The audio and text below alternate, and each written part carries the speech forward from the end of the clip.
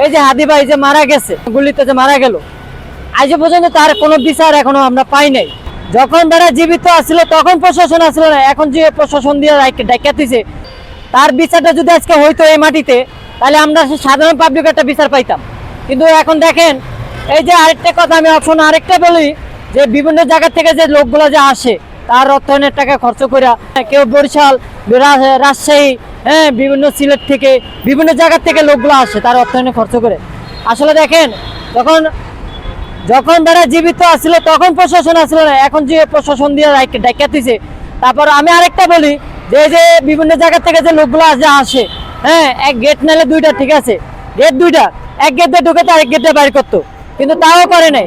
এখন তো তার প্রশাসনের দরকারও পড়ে না, দেখার মতনও না। এই যে হাদি ভাই আসলে লোকটা অনেক ভালো, তার কথাটা শেষ করার মতন না। তার জীবনের যেসব ইতিহাসগুলা, হ্যাঁ, যেসব কথাগুলো কয়ে গেছে, তার অন্তরে অন্তরে কথাগুলো আছে, মানুষের হৃদয়ে হৃদয়ে কথাগুলো আছে, কিন্তু মানুষ যে তার ভোলার মতন না জিনিসগুলা। 3 মাস পরও আমি কিন্তু এই যে এখানে অনেক সময় আসা যাওয়া করি, হ্যাঁ, তারও আমারও মন চায়, আমারও নিজেরও মন চায়, সকলেরও মন চায় তার কবরের সামনে যায় একটু দোয়া কালাম পড়ি। আসলে প্রশাসন যেভাবে কথাটি বলে যে আপনি বাইরের থেকে যা করার আপনি তা করে যান গিয়া, আসলে তো এভাবে কথা বলা হয় না এটি, ঠিক আছে।